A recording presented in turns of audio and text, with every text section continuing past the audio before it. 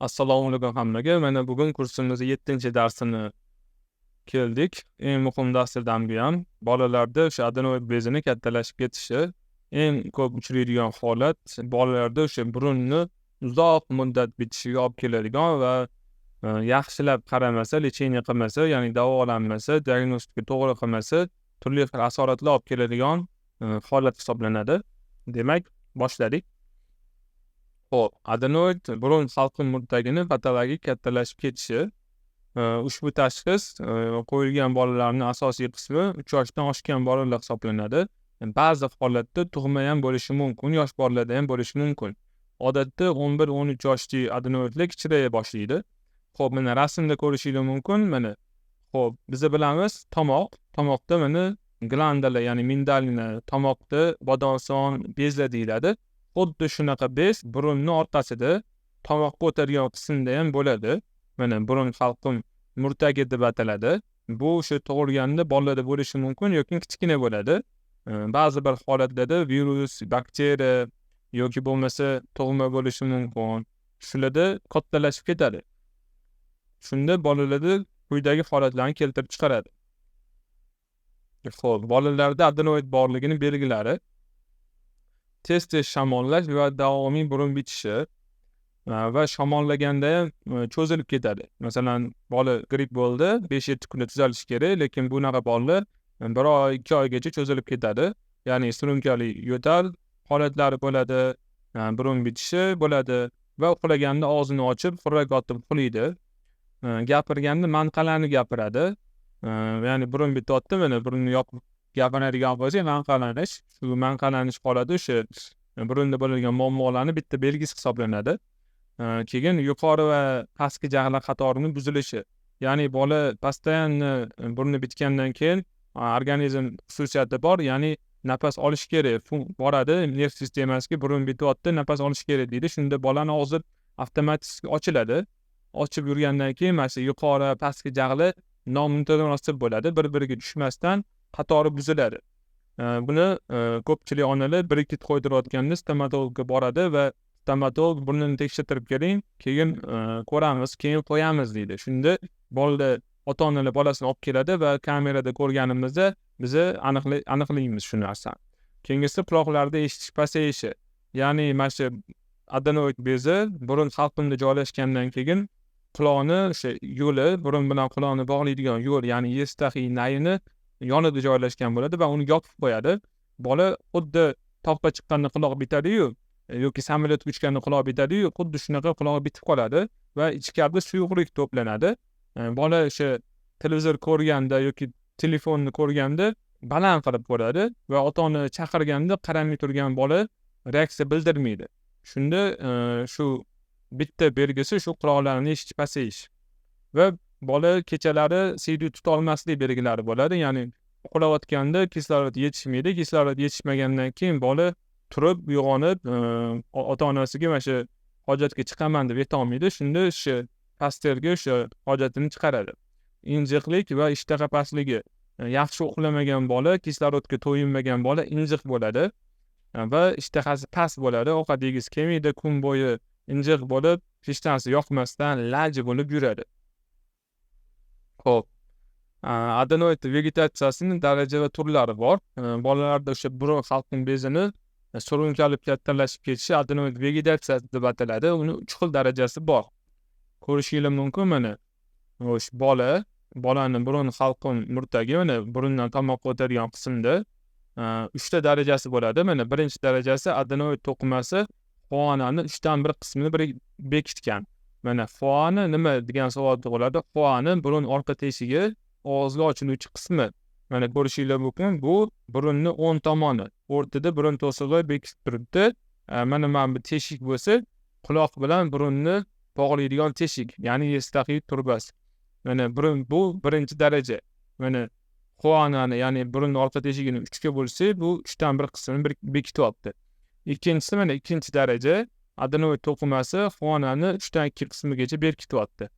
Uchinchisi, 3-chi daraja, butun adenoid to'qimasi foanani 3dan 2 qismidan ko'prog'ini bekityapti. Mana hattoki bu yerda mana kichkina teshikdan nafas oladi bola, hattoki shungacha yopiladi.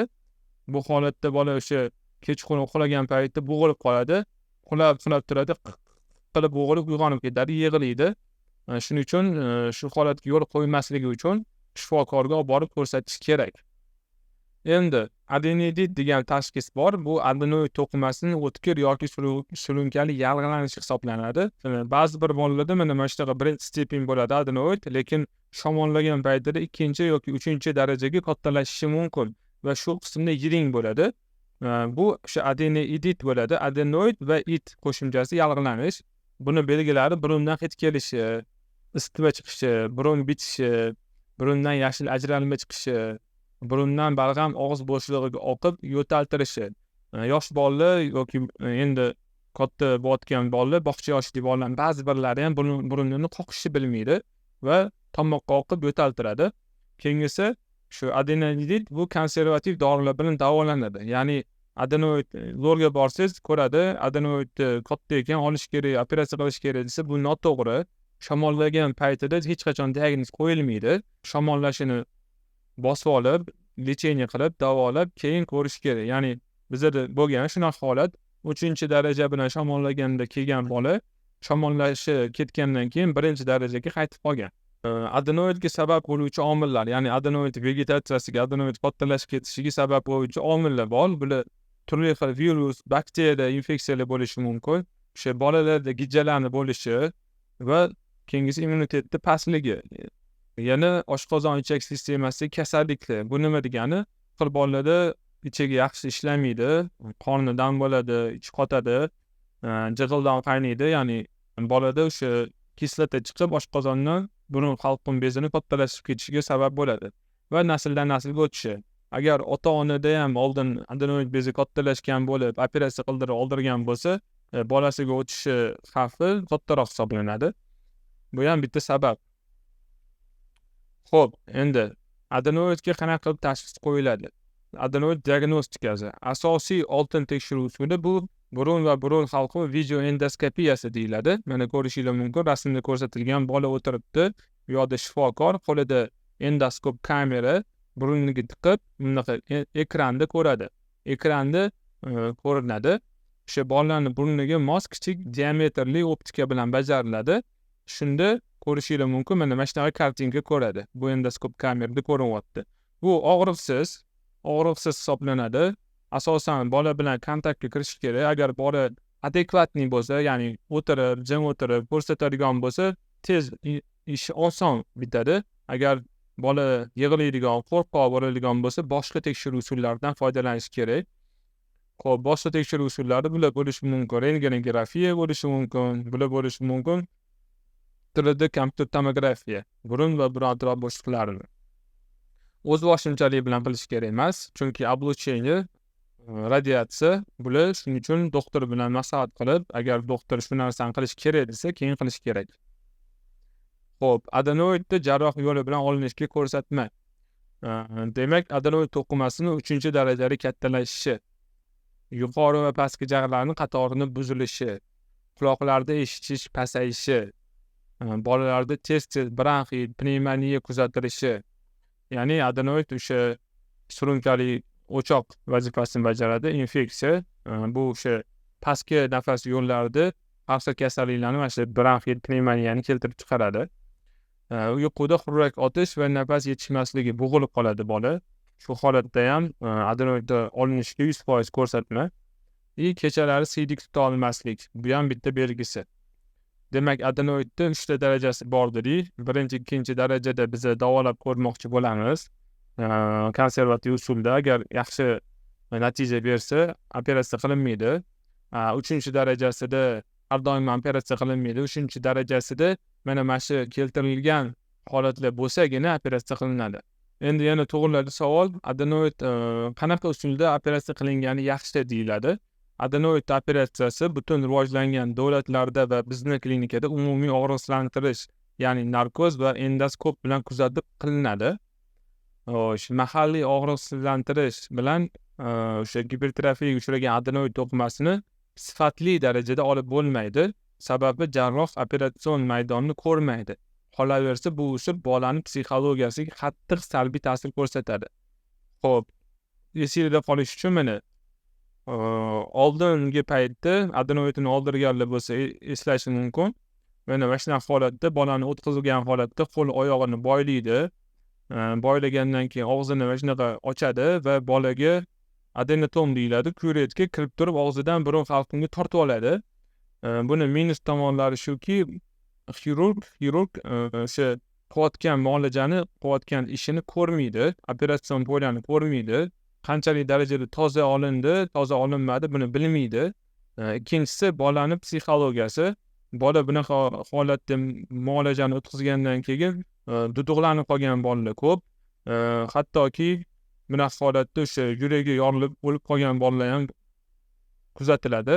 O'zimizni shifokorimizni, bitta yoshi katta shifokorimizni qizini shunaqa holatda adenoid olishgan. Shundan keyin ota-onasini yomon ko'rib qolgan.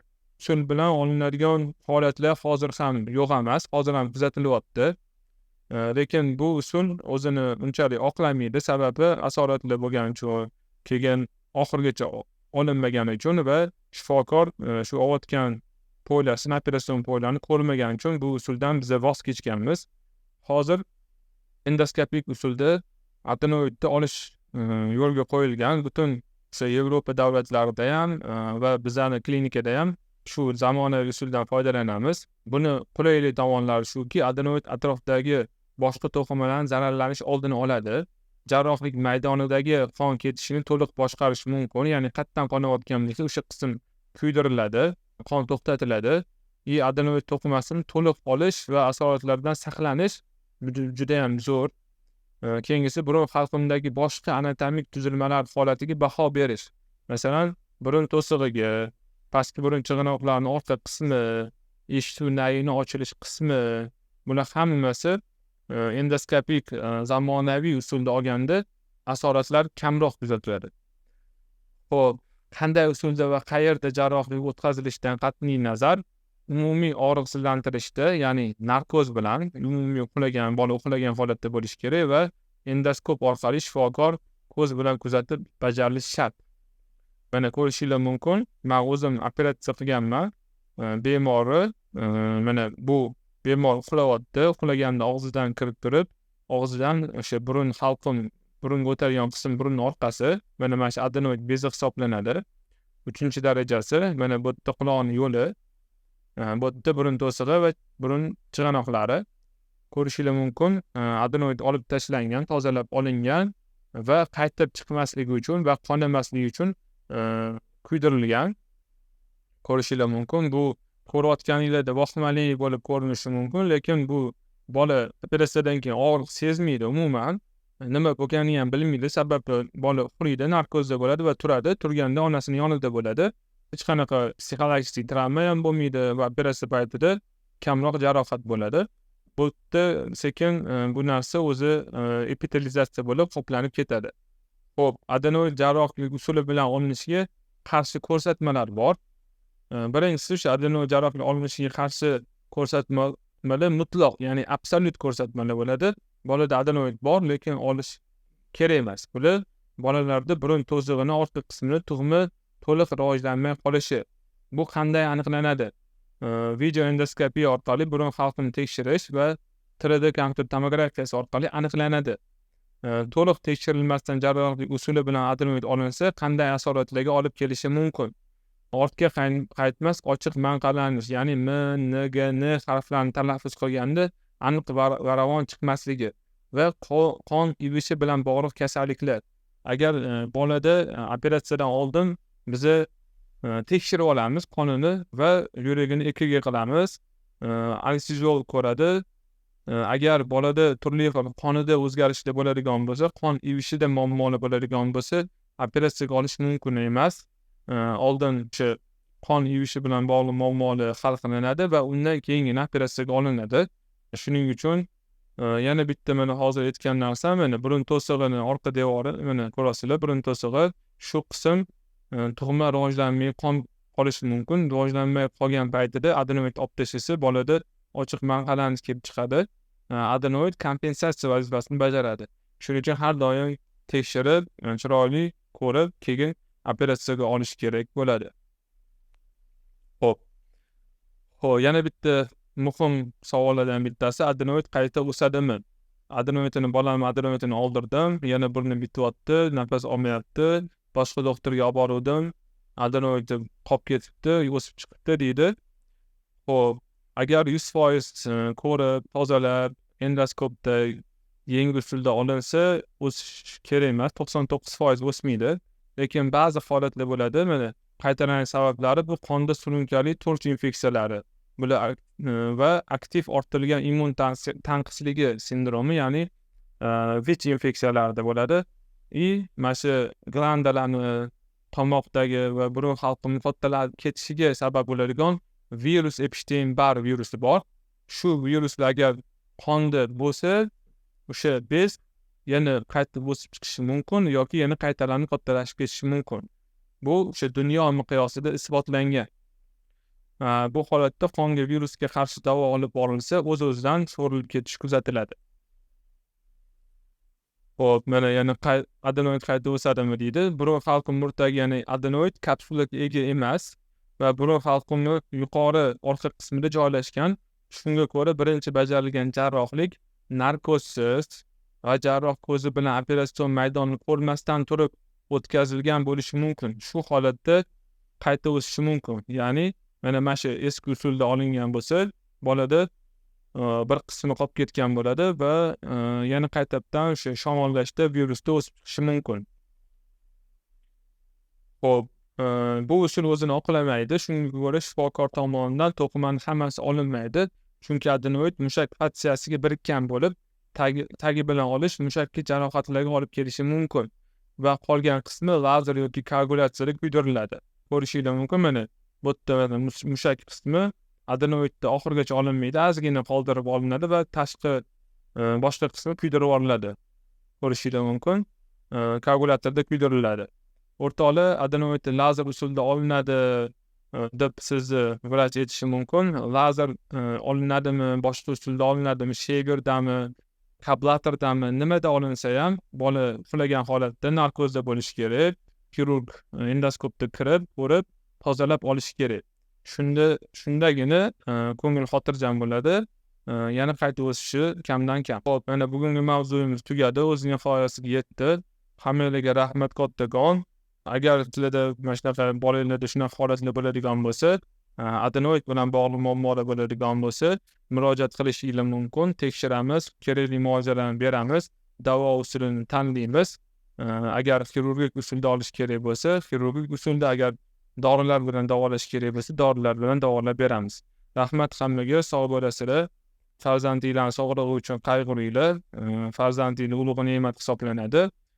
Bizi ota-onalar u uchun mas'ulimiz.